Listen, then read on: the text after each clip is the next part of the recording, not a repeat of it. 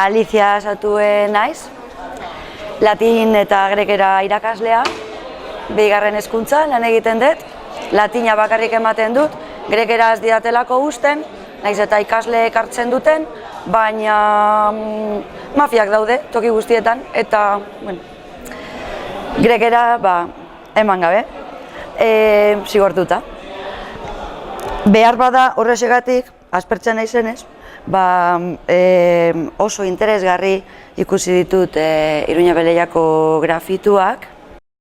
Suertatu zen ikasleak eraman nituela, latin ikasleak eraman nituela Iruña Beleiara, irtera batean, eta horregatik sartu nintzen interneten informazioa topatzeko, haiei aurreko klaseetan sarrera egiteko, eta nire harridurarako topa nuen sosiruñabeleia.org web orrialdea eta hainbat beste gauza, eta murgildu nintzen, loa kendu zidan, egon nintzen irakurtzen eta ezin nuen sinetzi, batez ere komisioaren txostenak irakurri nituelako eta batez ere latinekoa irakurri nuenean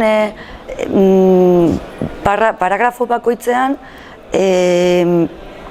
ikusten nituen edo akatzak, zirenak edo gezurrak.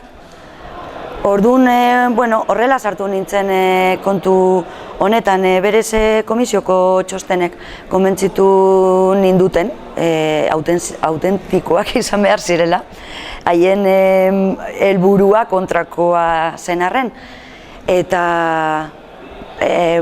aurkezpen gisa, honekin uste dut nahikoa dela. 3 urte pasa dira, 3 urte baino gehiago pasa dira, hori gertatu zenetik, eta egon naiz irakurtzen latin bulgarrari buruzko edo zer gauza, oso murgilduta, oso bahituta, grafitoek oso bahituta, eta hitz gutxitan. Uste dut, grafitoak guztiz koherenteak direla, latin arruntak dion zearekin. Dokumentazio romana bat dator Iruña Beleiako ezaugarri linguistikoekin. Ez dago inkoherentziarik. Zer ikusten da 3. mendeko grafitoetan, ikusten dena, saiatuko naiz laburbiltzen hain sakona izan daitekena, deklinabidea oso apurtuta ikusten dut, datiboa ez da erabiltzen da bere ordez ad preposizioa eta kasu oblikua, akusatibotik datorrena, eta horrela ditzen zaio akusatiboari eme gabe, singularrean, pluralean ese badauka, da daukaguna, os, az, eta 3. deklinabidekoak ez, las noches, los niños, las niñas, os, az, ez, hori mantentzen da.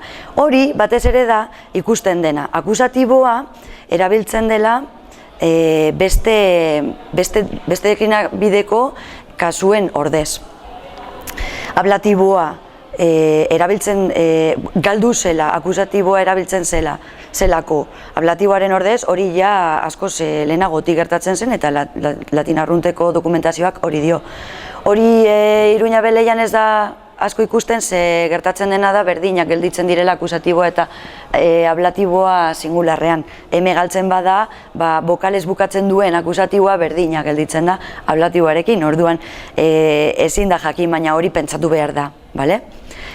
Datiboa ez dela erabiltzen esan dut eta genitiboa bakarrik badaude, hainbat, 10 bat, baina marka, propietate marka dira guztiak, ez badira filiazio espresioak. Hau da, oso detailez aztertuta eta gero, pentsatzen dut horrela azaltzen dela genitiboaren presentzia dagoena, baina esan bezala,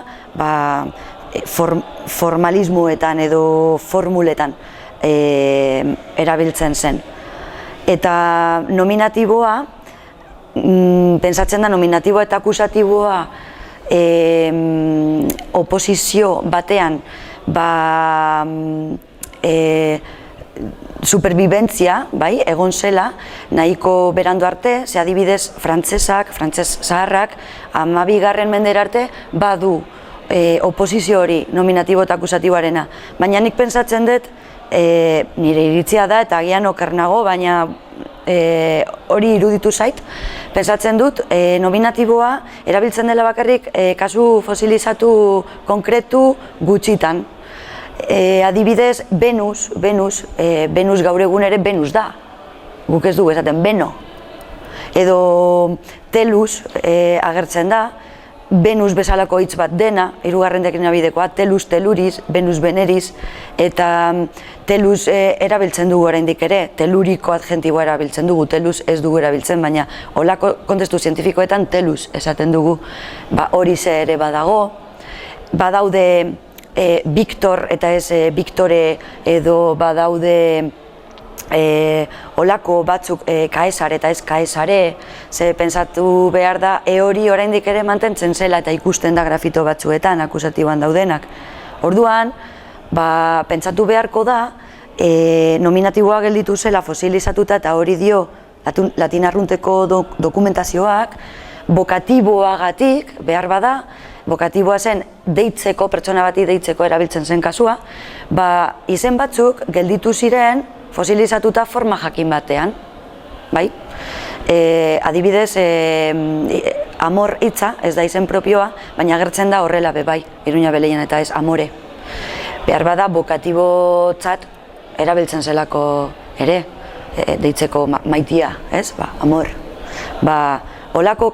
Holako kasu konkretu batzuk, nominatibo dutenak, badaude, baina hori pentsatzen dut, ez dakit oso argi azaldu dudan. Pentsatzen dut kasu salbuespenak direla. Berez, ikusi dudana da akusatiboa erabiltzen dela kasu por defecto bezala.